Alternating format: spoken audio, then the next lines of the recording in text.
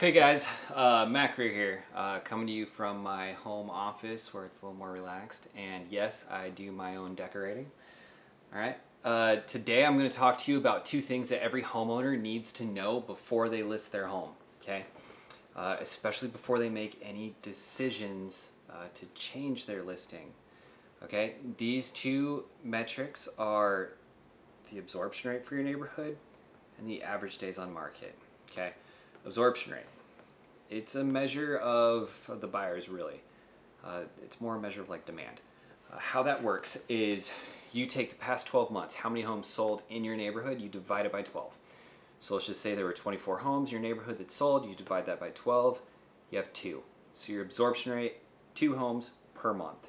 So now that's going to let you know how much inventory is on market in your neighborhood, because if there's 6 homes that are currently on market in your neighborhood and you have an absorption rate of 2, means you have 3 months worth of inventory in your neighborhood. Take that, remember that, because that will let you know if now is a good time to put my home on market. The other one is the average days on market. Average days on market is important because it lets you know if you're hitting the right benchmarks, if you're doing things right. It's a way to check yourself, okay? You should obviously start out with the intention of doing everything right. You should list your home for the right price. If you list for too much, it will take longer to sell, and oftentimes ends up selling for a lot less because you have to settle because your home sat for too long. If you list for too little, then your home will probably sell really, really fast. But where it helps is, let's just say that neighborhood that you have your home in sells, or homes are selling, on average in 30 days. If you're there and you're approaching 30 days and you haven't had any action on your listing, maybe you've had like 1 or 2 showings, no offers, and 1 or 2 showings, not all that much. That lets you know that it's time to go reevaluate, find out what's wrong, okay? If you're getting close to that average days on market, let's just say it was 30, you're on day 21, 25, somewhere in there, and you don't have that action, you know that, okay, I need to go look first, am I priced right? If you're not, it's time to drop the price. Come back to where you need to be, okay? Also, look, are your photos good? If you don't have good photos, the home won't sell, plain and simple. It's really hard to sell a home without proper photos, especially in this day and age with the digital era.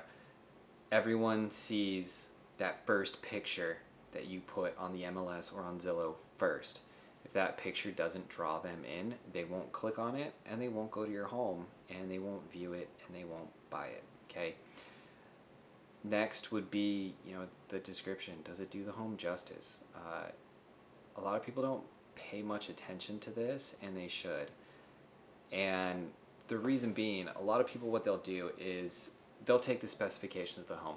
Let's just say it's a 3-bed, 2-bath, and they'll write this beautiful 3-bed, 2-bath home, and they'll just be echoing what are already in the specifications for the MLS, stuff that we already know. You open up Zillow and it tells you, hey, this is a 3-bed, 2-bath home. Now read the description. The description is your opportunity to say what is actually special about that home.